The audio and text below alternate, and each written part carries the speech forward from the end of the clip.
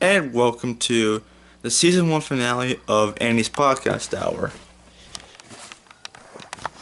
This is the season 1 finale of my podcast series. So, 12 episodes. Hang on 1 second.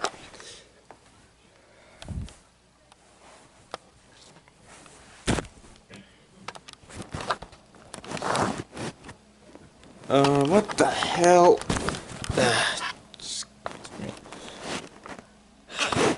Fuck. There we go. Ignore that in the background. I'm gonna fix that. There. Give a second. So, season 1, episode 12. In the next episode, well, in season 2, episode 1, we'll be discussing cartoons, along with commercials and cartoons as well too. So, for the topic of today's episode, I'll be discussing, and get ready for this, I'll be discussing dictators of the 20th century and beyond. And no, I'm not including the President of the United States either. I'm not. Seriously. And then for disclosure, I'm not going to do that. Now, well, yeah. Cold War events, such World War II events, and dictatorships came in a close, one were tied for second place. So, I think in a future episode, I'll be discussing. Hang on a second, I gotta go to the bathroom. I'll be right back.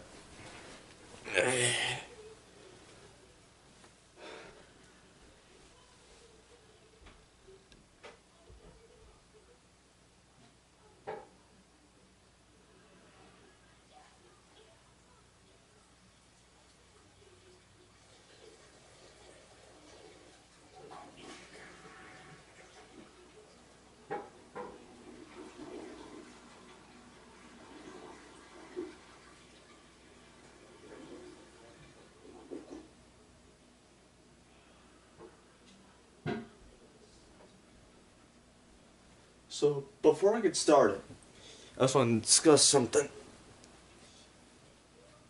I'll be discussing cartoons in season 2, episode 1. So, it'll span over the course of 5 episodes. So, that's practically almost half of the season. So, yeah, I gotta do what I gotta do. So, for those who don't know what a dictatorship is, well, according to Wikipedia, my favorite source, it says a political leader who possesses absolute power, named by fear and lies, mostly lies. The word written is like a magistrate in Roman times. Also, tyrant, tyrant, autocrat, and whatever. Mostly military juntas, one-party states, dominant-party states, and whole left and right-wing views. So, in this episode, I'll be discussing dictators of the 20th century and dictators of modern times. So, the first dictator I'll be discussing is Benito Mussolini. He was El Duce, or whatever you want to call him.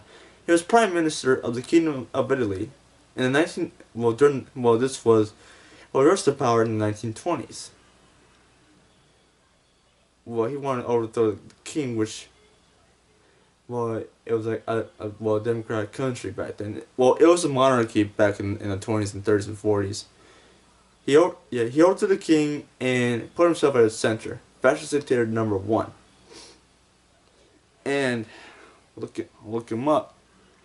By the way, if this does get censored, it's not my problem. Yeah, if it does get... Yeah, nah. If this does get too political, or if it does get censored or something, well, it won't get censored at this point.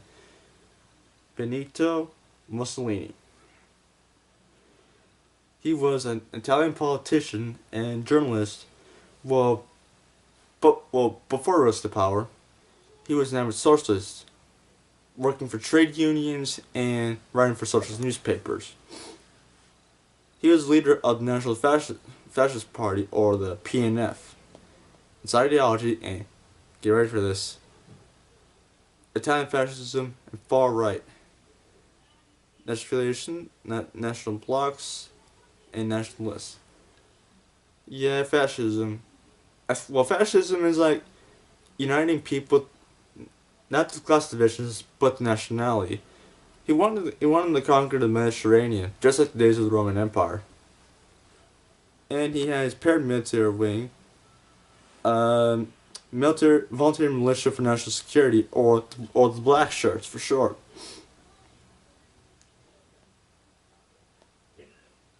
Yeah, the monarch was Victor Emmanuel III, and he was Duce of the Italian Social Republic, which was half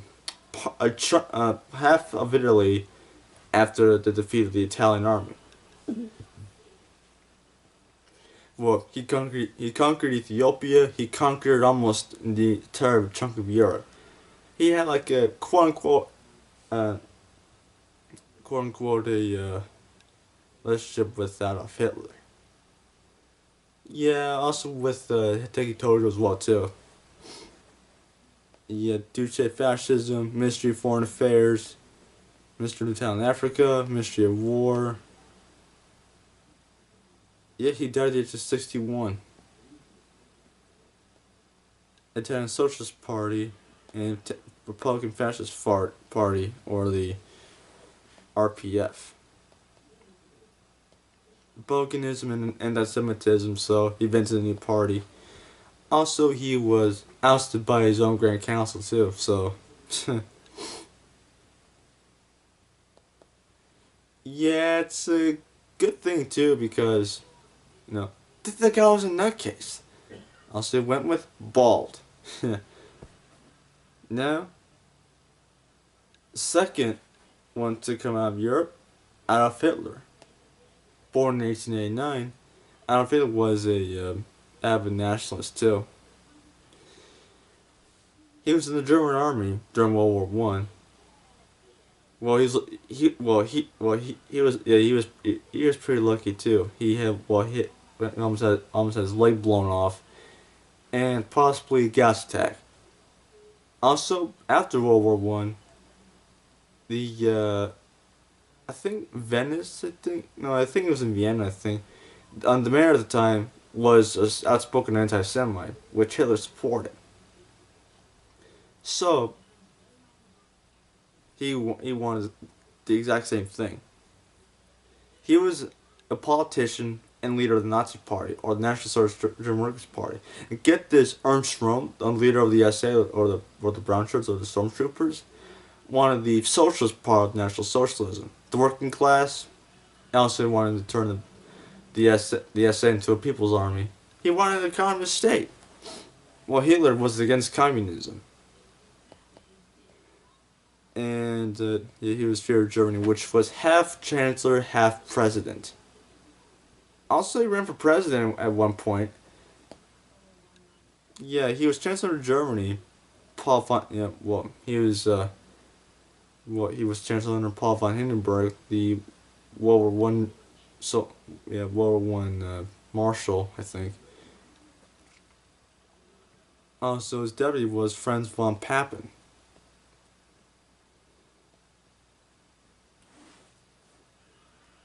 And he was he was in the German Empire Navy, the Imperial German Army, and the Bavarian Navy.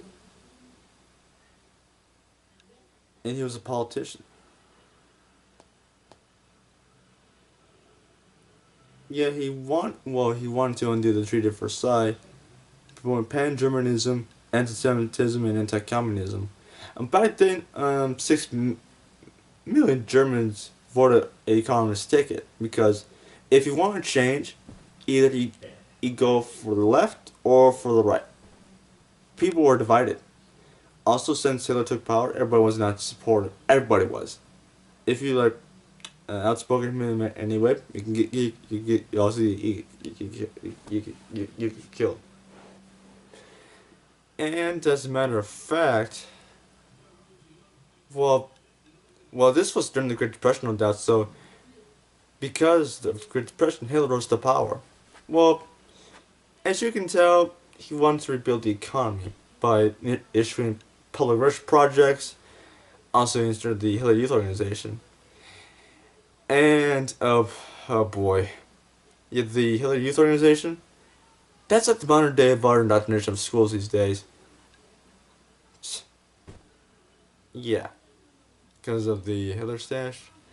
Well, I think Charlie Chaplin, it boy played like Adolf Hitler, like a called the Good Dictator. I don't know, but every dictator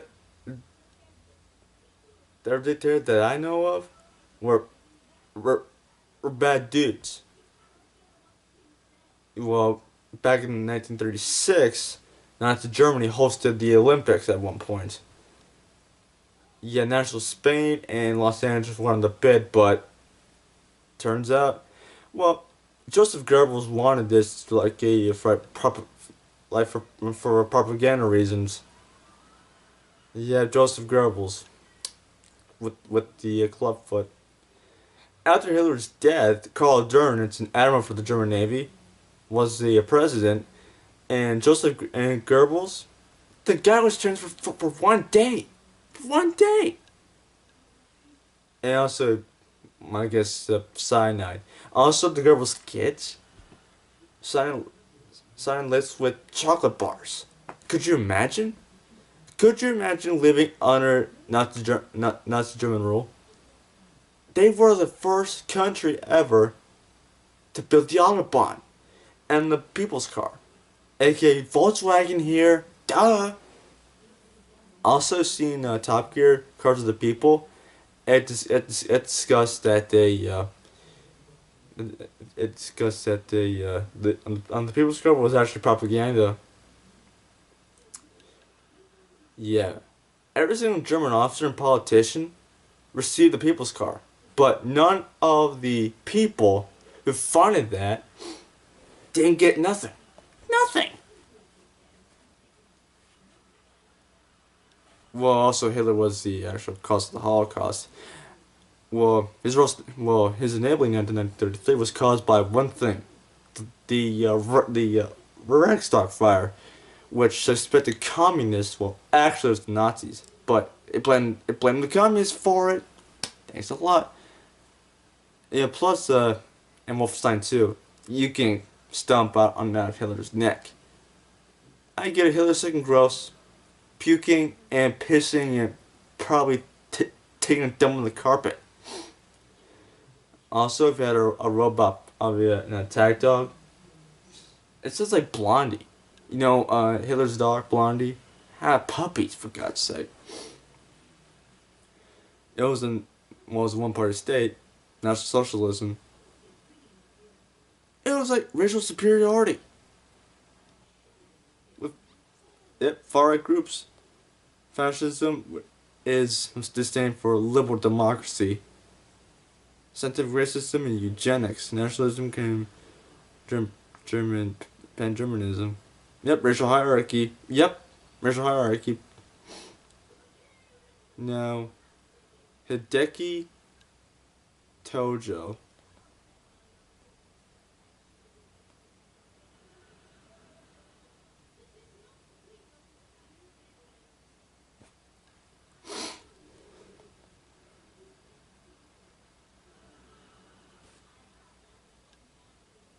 Yep, Hideki Tojo. He was Prime Minister, Education Minister, and Home Minister, and War Minister, and all that stuff. He was Minister of everything in Japan. He was leader of the Imperial Rural Assistance Association. Also was responsible for ordering the attack on Pearl Harbor. And while he was an independent, he was part of the Imperial Rural Assistance Association. And here are some of the ideologies: Chinese fascism, ultranationalism, and pan-Asianism. Same thing with pan-Germanism and Japanese imperialism too.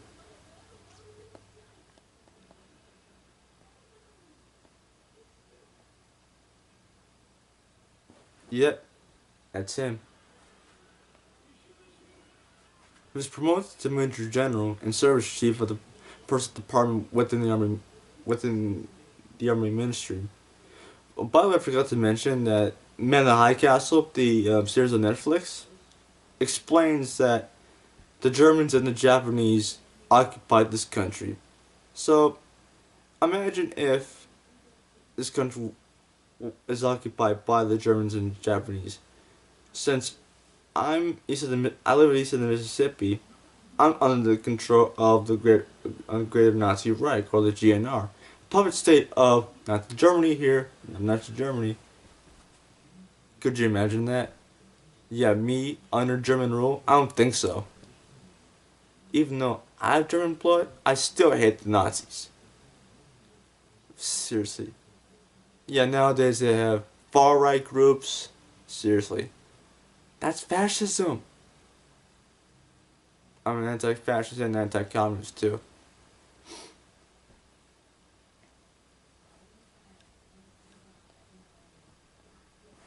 Yeah, this was during World War II, especially.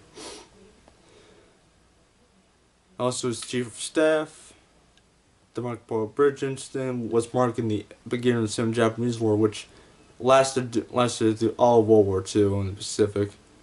Also, rise to prime minister. Also, he wanted to rise to power with same as Adolf Hitler too. And seriously, that's not a dictator in the fray. Now, what? And then we go to the Soviet Union. Please no comments in the comment section. I'm begging you. Joseph Stalin, better known, well, his born name, Josip Vezdanrezdizi Yugoslavy. There's no way I got that right. There's no way I got that right. So he ruled the Soviet Union from the mid-20s after Lenin's death until 1953 when he died of a stroke apparently. He presided over an oligarchic one-party system that governed by the plurality, became the de facto dictator of the Soviet state. Yeah, this wasn't ruled by the workers. It was ruled by a personality cult, I'd say. He was General Secretary of the Communist Party of the Soviet Union by the 1930s, and premier from 1941 until 1953. A communist ideology committed to the Leninist and traditional Marxism. Also, he wanted to Stalinism, I'd say. Jesus Christ. And he was part of the Soviet Armed Forces too. Marshal of the Soviet Union. He was a full member. He was a 9th and 18th Constitution membership. Ministry of Defense, State Defense Community, Workers, and Peasant Inspectorate, and nationality of the Russians. Also, he did his student 5-year plans with collectivization, collective farms, no doubt. That's what socialism does. Collective farms. Also launched the Great Purge, where anybody in opposition was either killed, forced into labor camps, or sent to Siberia. Also, he supported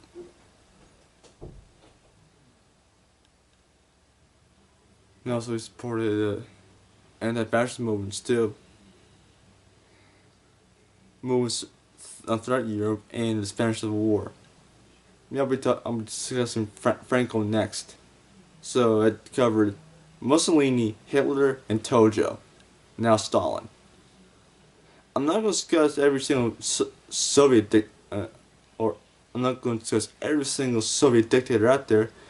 Well, there's also Khrushchev, and Gorbachev and any leader that I choose in the Eastern Bloc. Also, back in 1939, signed non-aggression pact with Germany, resulting in the Soviet invasion of Poland.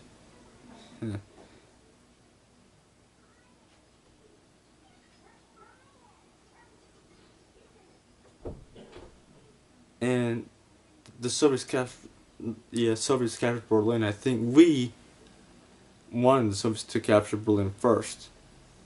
And after World War II, they installed a communist government in East Berlin.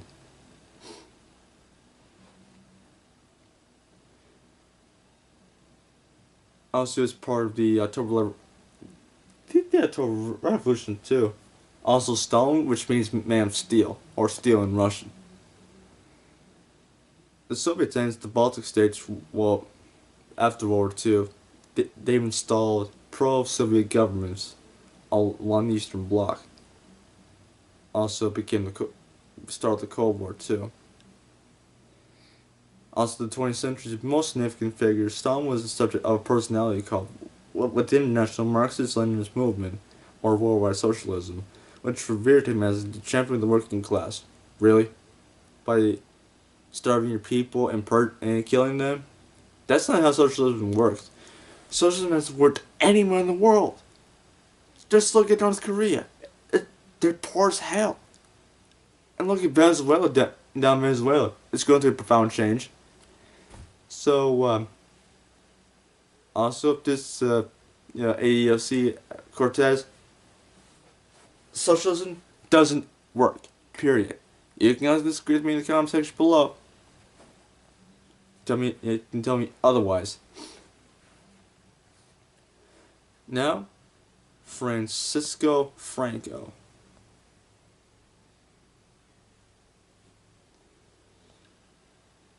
He was a Spanish general who ruled over Spain as a military dictatorship from 1939 until his death in 1975. Also, my mom went to Spain back in the 60s, and that was during Franco's dictatorship. She didn't even know it, that it was a dictatorship back then. The Caudillo of Spain, or probably a dictator. He was Prime Minister of Spain, and his political party is the Falange Española, or traditional Spanish phalanx of the Councils of the National Syndicalist Offensive. And National Catholicism, National Conservatism, Monarchism, and Phalangism is far right too. He served in the Spanish Civil War. It was between nationalist and communist forces. Same thing with the Chinese Civil War as well too. During the 22 to 30 dictatorship of Primo de Rivera, Franco was promoted general at the age of 33, the youngest in Europe. A conservative and monarchist, Franco opposed the abolition of a monarchy and establishment of a democratic secular republic. Also, with the conservative Spanish Confederation of times right-wing groups, lost by a narrow margin, with the Popular Front came to power. And now we get into the nitty-gritty of this thing. Franco gained military support from various authoritarian regimes such as Nazi Germany and Fascist Italy, while the Republican side was supported by Spanish communists and anarchists along with the Soviet Union, also with the international brigades, aka us apparently.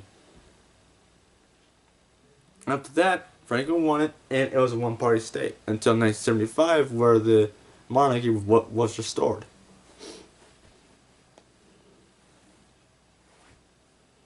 During World War II, he imposed neutrality as Spain's official wartime policy. However, he provided military support to the Axis in numerous ways.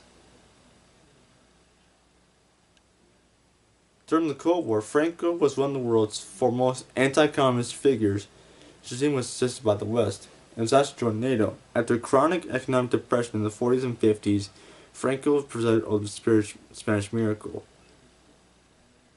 Abandoning autarky and pursuing economic liberalization, delegating authority to liberal ministers back then. Franklin died in 1975 at the age of 82. He restored the monarchy before his death, which made King Juan Carlos I his successor, led the Spanish tradition to democracy. After referendum, a new constitution was adopted. So after that one,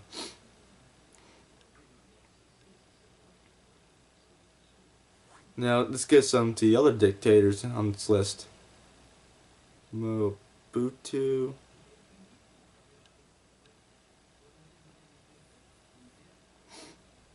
Here's another one. Mobutu Sese Seko. He was president of the year from 1965 until 1997. His political party was the Popular Movement of the Revolution, or the MPR. Anti-communism, anti-capitalism, so my guess was a communist dictatorship. It was right-wing to far-right. Also, syncretic, which not left or right, nor even center for that matter.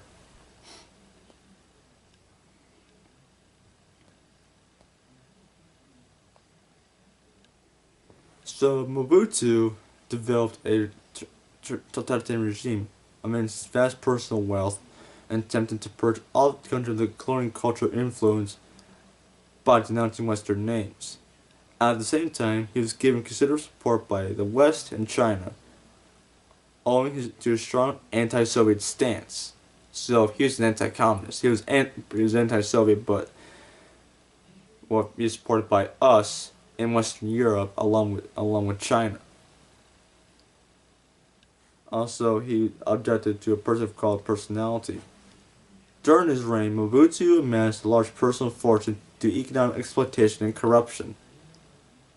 I think all dictatorships are corrupt at this point in time, leading to some call his root of kleptocracy. The nation suffered from uncontrolled inflation, a large debt, and massive currency and devaluations too, to the point of money becoming worthless. By 1991, economic deterioration and unrest led him to agree to share power with opposition leaders, but he used his army to thwart change until May 1997.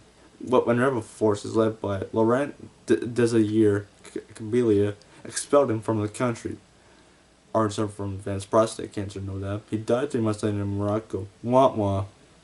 Sorry, Mobutu, but he's in hell. He's in hell now. Marshal Mobutu became notorious for corruption, nepotism, and embezzlement between $4 billion and $15 billion during his reign. Also, he concorded plans for shopping trips. Also, he did appear widespread human rights violations too. So, dictatorships equals human rights violations. And now, let's discuss some modern day dictators. Equatorial Guinea. Straight from Equatorial Guinea is Teodoro Obiang Nguema and Basogo. I think I got that one right. He was an Equatorial Guinea politician who was president of Equatorial Guinea. He ousted his uncle, Francisco Macias Nguema, in August 1979. Well, he was much better. Neither his uncle nor him. My guess since the fathers at this point. He's the longest serving non-royal national leader in the world. He's the second president of Equatorial Guinea, ever since 1979. And guess what his political party is? The Democratic Party of Equatorial Guinea.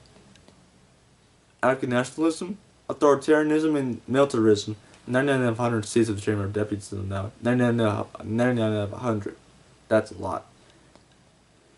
He was widely accused of corruption and abuse of power. He marked contrast on the trend toward democracy in most of Equatorial Guinea's current dominant party state, in which the Democratic Party of Equatorial Guinea holds virtually all governing power in the nation. The Constitution provides Obiang sweeping powers, including the right to rule by decree, effectively making this government a legal dictatorship. Yep, the first legal dictatorship, without a revolution or a war for that matter. Yep, also genocide too. Obiang declared that the new government would make a fresh start from Asai's brutal and repressive regime. Really? Same thing with his reign. He granted amnesty to political prisoners and ended the previous regime's system of forced labor. However, he made virtually no mention of his own rule, and he chose to discriminate by his uncle's rule. And straight out of, well, no, South Korea had some dictatorships like Park Chung-hee and Syngman Rhee. I won't discuss them, but just for this, Syngman Rhee. Yep. Shit. Yep. This guy. He was a Korean politician and the first vice head of state of the provisional government of the Republic of Korea and the president from 1948 to 1960, so 12 years. That's impressive. His third term presidency was strongly affected by it was by the Cold War.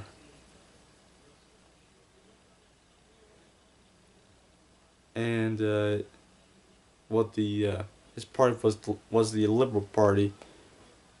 Capitalism, conservatism, anti-communism, and authoritarianism. So, now let's see, friends activities. Let's see.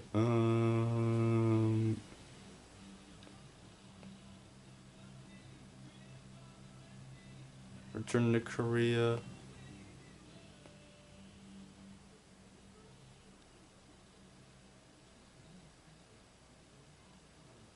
Political repression. After taking office, Rhee enacted the laws that curtailed political dissent. That was much controversy between Rhee and his leftist opponents. Allegedly, many leftist opponents were arrested, in some cases killed. Purge communism right there. The most controversial issue, Kim Jong's assassination. Rhee's governing was going to be authoritarian.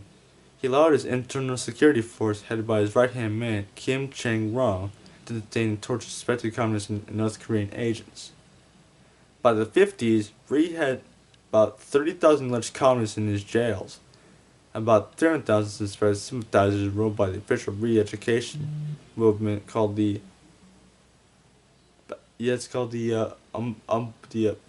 Puerto Rico Massacre, was massacre and war crime against communists.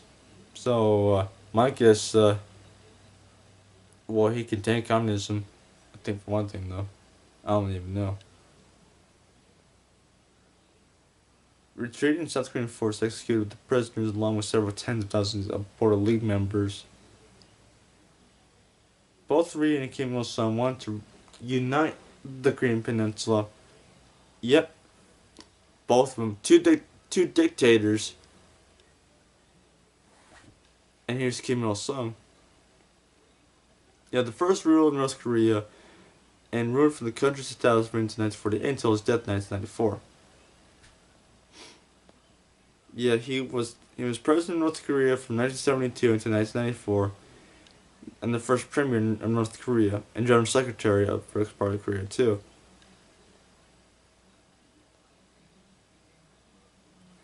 Yep, first out of the three Kim rulers. Also, he's the eternal leader of North Korea. He's the eternal president of North Korea, for one thing, though.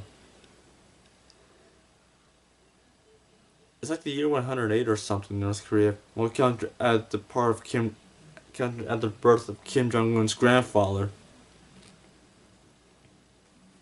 Well, so back then, North Korea was doing good because it was supported by the Chinese and the Soviet Union, respectively. It was better than South Korea too. Yeah, well, 1948 was after the 3 years of Japanese occupation. The Soviets ruled the north, while the U.S. ruled south. After discussing the Korean War, in the in episode 7 of season 2, along with a few other things in episode 7, especially events in World War II and the at the Cold War.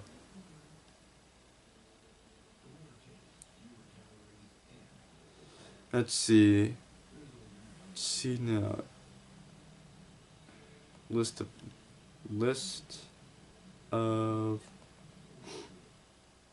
dic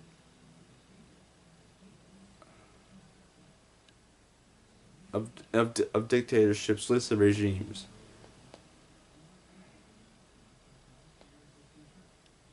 Let's see.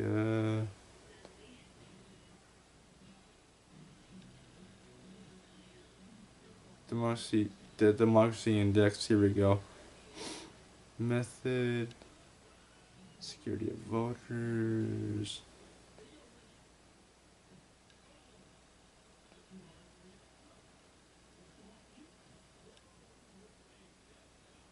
Yeah, Jordan, Myanmar, Nicaragua. Here we go, Ethiopia.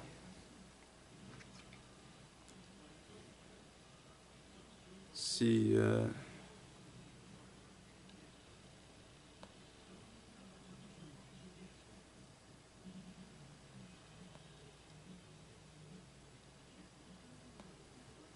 let's see, I guess.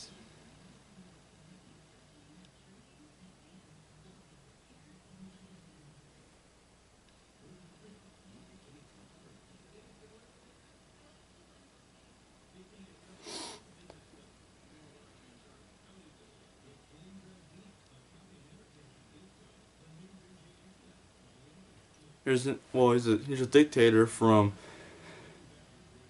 1977. His name is Mengistu Haile Mariam. He was an Ethiopian politician.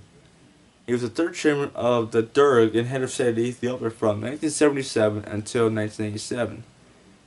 He was succeeded by himself as president from 1987 until 1991. He was part of the Workers' Party of Ethiopia.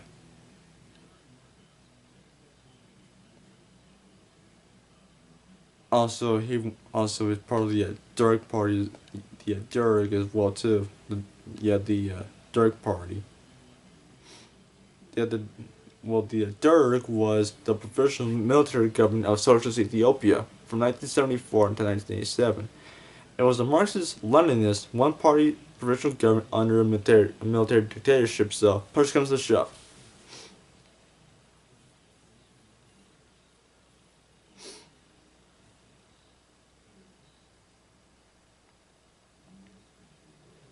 So, here we go. Internal rebellion and government repression characterized Mengistu's presidency. The Red Terror appeared between the battle of dominance between the Derg, the EPRP, and tribals of the All Ethiopia Socialist Movement, who initially aligned themselves with the Derg Party. While his internal conflict was fought, Ethiopia was threatened by both Somali invasion and the guerrilla campaign of the Eritrean People's Liberation Front, or the EPLF, who was demanding independence from Eritrea. Then one province of Ethiopia. The Ogaden War of 1977 to 1978 over a disputed border with Somalia was notable the prominent role of Mengistu's Soviet and Cuban allies. Also, there was a famine involved until 1985. It was brought his regime the most international attention. Mengistu left for Zimbabwe in 1991 after the National Shengo dissolved himself and called for a transitional government. His departure brought an end to the Ethiopian Civil War. Mengistu Haile Mariam still lives in Zimbabwe and remains there despite an Ethiopian court verdict finding him guilty for genocide. His regime estimated to be responsible for the deaths of 500,000 to 2 million. You see, that's what dictatorships are all about. Alright, let's see now. Now, Iran.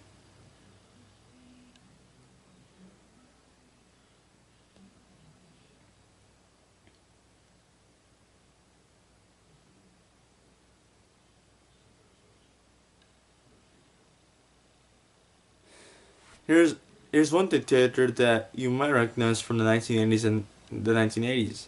Ayatollah Khomeini, or Saeed Rullah Musavi Khomeini, or the Ayatollah.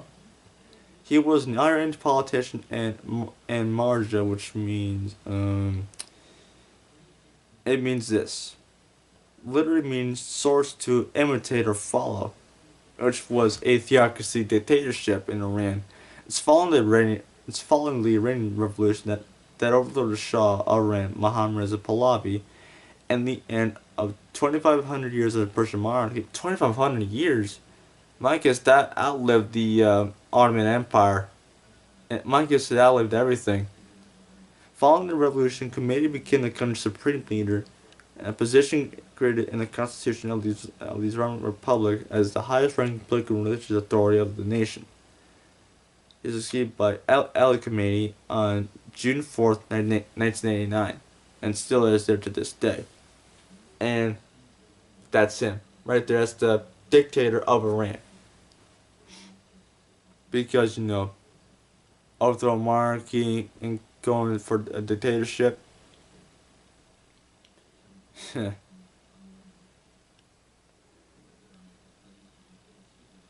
He was the first supreme leader of Iran, leader of the revolution, head of state of Iran, and he died in 1999 at the age of 86.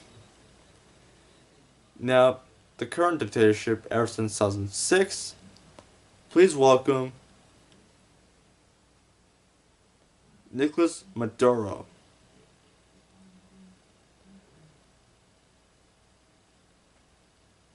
He's the 46th president of Venezuela and the vice president under Hugo Chavez. Well, to this day, it's disputed with Juan Guaido. He was the secretary of the Non-Aligned Movement, which was started by Joseph Broz Tito, which I'll begin to in a minute.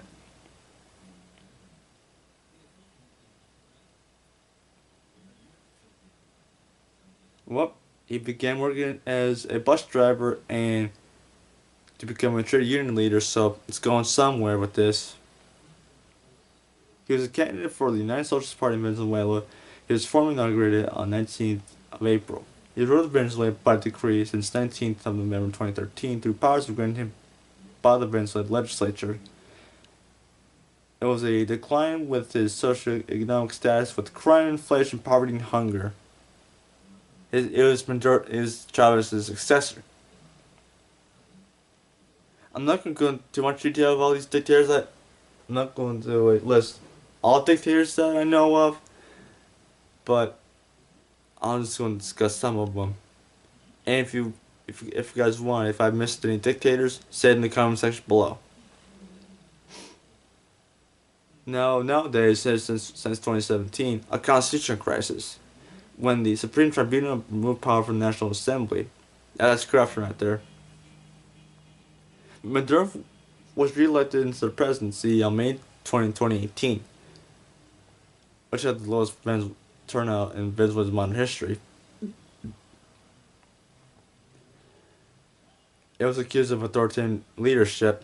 Thanks a lot, Maduro.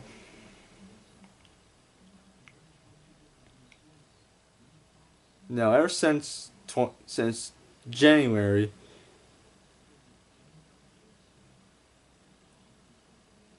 the president of the National Assembly, Juan Guaido, was declared the interim president. Now, I think there's going to be a transitional government in place. If push comes to shove, bam, war. War never changes.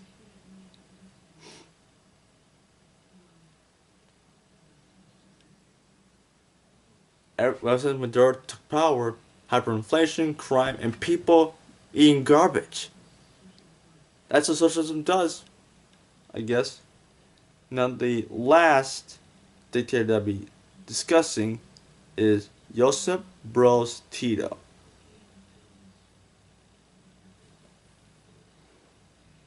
Or known as Tito, was a Yugoslav revolutionary. Also, he was leader of the Partisans, which was anti-fascist. At the Partisans, well, the allies were Bulgaria, the Chetniks, the opponents were the Chetniks and the Yugoslav government in exile. Hungary, Nazi Germany, independent state of Croatia, Italian government of Montenegro, Albania, Russian Protective Corps, the Sleeping Home Guard. Well, after all, he remained his own Yugoslavia under Tito remained his own communist state until 1980. He was a public figure with Yugoslavia and abroad, viewed as a unifying symbol. His internal policy maintaining a peaceful coexistence in the nations of the Yugoslav Federation. It gained further attention with the chief leader of the non-aligned movement, alongside Jawaharlal Nehru of India, Gamal Abdel Nasser of Egypt, Nicolae Ceausescu of Romania, Sukarno of Indonesia, and with Ghana too. He was president from 1953 until 1980. And his political parties were the League of Communists of Yugoslavia and the RCP, or the Communist Party. Well, it was a Tito Stalin split. Yet after World War II, Russia wanted Yugoslavia to become part of the Eastern Bloc, but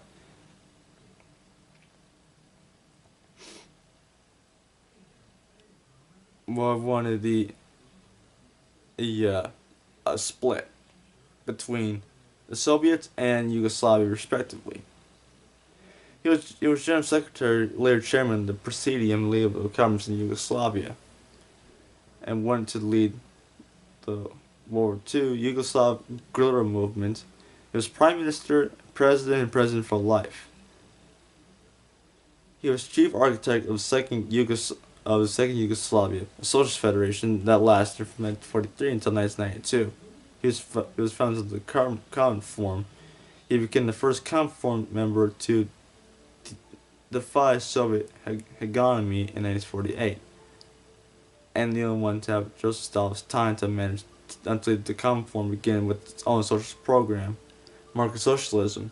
Economists active in the former Yugoslavia, including Czech-born Jaroslav Vanik and Croat-born Branko Horvat, also wanted Bosnians and Czechs together, promoted a model of market socialism, where firms were socially owned by their employees and structured worker self-management, and competed with others in free markets. So, even though he was a dictator, he was kind of alright. Well, he gave his people food and medicine and everything you can want.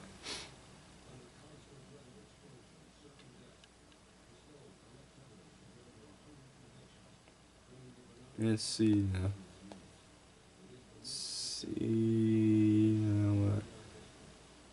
Well, he was friends with communist and anti-communist regimes respectively. Also, he was like on both sides of the Cold War. Yeah, died in 1980. So, that about does it for this episode. This is the season finale. See you guys again in season 2. Later, dudes. Peace out.